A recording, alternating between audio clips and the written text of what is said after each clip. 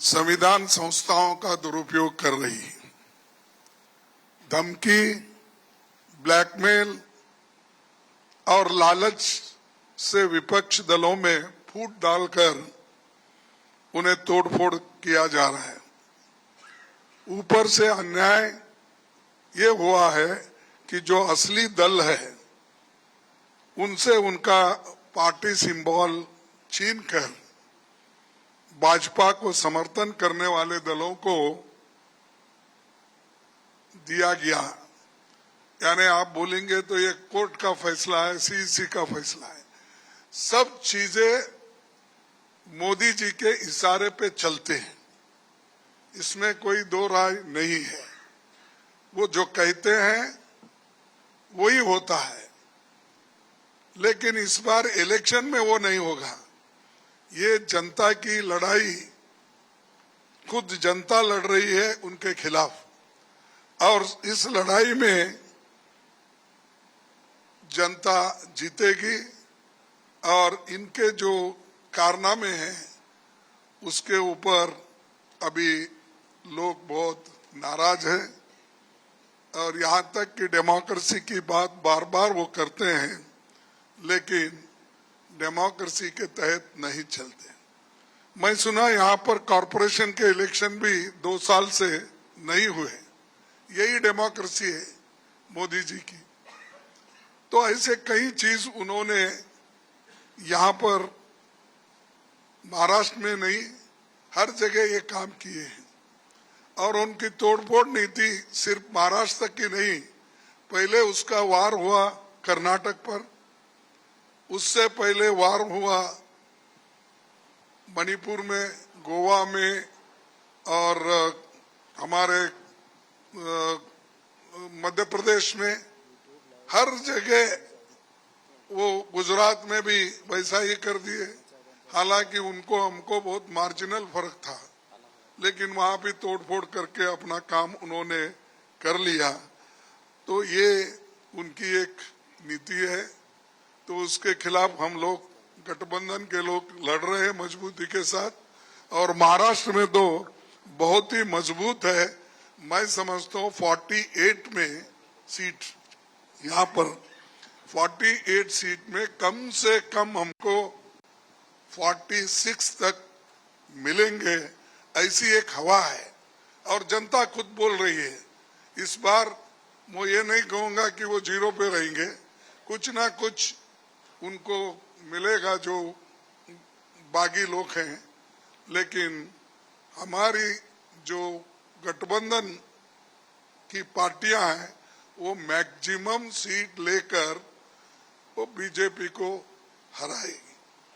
और दूसरी चीज ये है कि हमने चंद गारंटीज दिए हैं, जैसा कि हम कर्नाटक में दिए थे, हिमाचल में दिए थे, अपने तेलंगाना में दिए थे, वैसा ही ऑल इंडिया लेवल पे इंडिया गठबंधन के साथ बातचीत करके वो तो कॉमन मिनिमम प्रोग्राम तय होगा।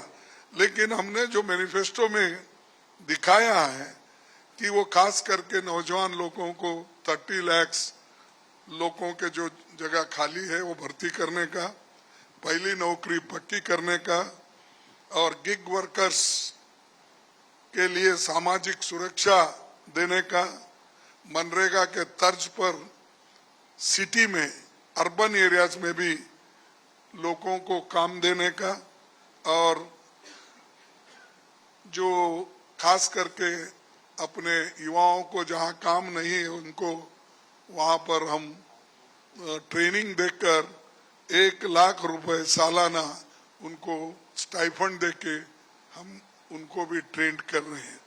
उसके अलावा जो महिला महालक्ष्मी योजना, ये बड़ी योजना है हमारी, और इसमें 1 लाख करोड़ रुपए महिलाओं को हम सालाना देंगे जो मुखिया घर की होती है। 1 लाख रुपए। तो उसी तरह 25 लाख का स्वास्थ्य बीमा हम देंगे, छात्रों का स्टूडेंट लोन भी माफ करेंगे, किसानों पर जीएसटी पूरी तरह हटा दिया जाएगा, क्योंकि फर्टिलाइजर पे ट्रैक्टर पे जो भी किसानों के इक्विपमेंट्स है उस पे हम जीएसटी पूरा हटा देंगे फर्टिलाइजर पे। और आखिरी में मैं ये कहना चाहता हूं कि सबसे महत्वपूर्ण घोषणा, ये तो आर्थिक राजधानी है हमारे देश की, यहाँ रिजर्व बैंक भी यही है, सब कुछ यहाँ से निकलता है। लेकिन मोदी जी आने के बाद ऐसे शहर को भी उन्होंने निग्लेक्ट किया। और बड़े बड़े जो भी है, मैं समझता हूँ एक बुलेट ट्रेन एक आया होगा, आया क्या? चाललंय पण ते लवकर येणार नाही ते, कारण 10 वर्ष झालंय। पहिल्या वर्षीच त्यांनी केला होता अनाउन्स, आता पण तो आता तिसरं काय चौथं काय त्याला काय मिळणार नाही। पण वो बुलेट ट्रेन की भी बात की है, वो भी नहीं हुआ। अनएम्प्लॉयमेंट तो इतना बढ़ गया, महंगाई इतनी बढ़ गई, सब चीजें। तो इन्होंने जो कुछ कहा वो कर नहीं सके। और अगर हम गठबंधन की सरकार आएगी तो हमारा लोग जीएसटी को बदलकर एक सरल सिंगल रेट वाला जीएसटी सबके लिए लागू किया जाएगा। वो फायदेमंद मुंबई को भी होगा, व्यापारियों को भी होगा और कंफ्यूजन कम होगा। ये हमारी जो मंशा है और ये जो हमने तैयार किया है लोगों के लिए, तो ये हम हमारे आगे आने वाले चुनाव के बाद लागू करेंगे। और मैं ये कहूंगा कि खास करके आज गठबंधन के तरफ सभी लोग देख रहे हैं और गठबंधन पार्टी के लोग इस बार अपनी सत्ता जमाएंगे और बीजेपी को कुछ नहीं मिलने वाला है, क्योंकि वो बहुत कुछ बोल रहे हैं। कल तो बहुत भाषण किए उन्होंने और बहुत से गालियां भी अपोजिशन को उन्होंने दी। तो हर वक्त हमको देशद्रोही बनाते हैं, वो देशभक्त बनते हैं। और दूसरी एक है कि जो मोदी ने हमेशा बोल रहे हैं कि 5 केजी राइस मैं फ्री 80 करोड़ लोगों को दे रहा हूं, तो हम उसको डबल करेंगे आने के बाद। और खासकर जो गरीब लोग, क्योंकि मैं उड़ीसा गया था तो उसी वक्त उड़ीसा और दूसरे जगह जाने के बाद मैं देखा कि ये मिल के हम करेंगे। हम मिनिमम कॉमन प्रोग्राम में भी इसको लाएंगे और इस बार 5 के बजाय 10 केजी हम लोगों को देंगे। ये तो फूड सिक्योरिटी एक्ट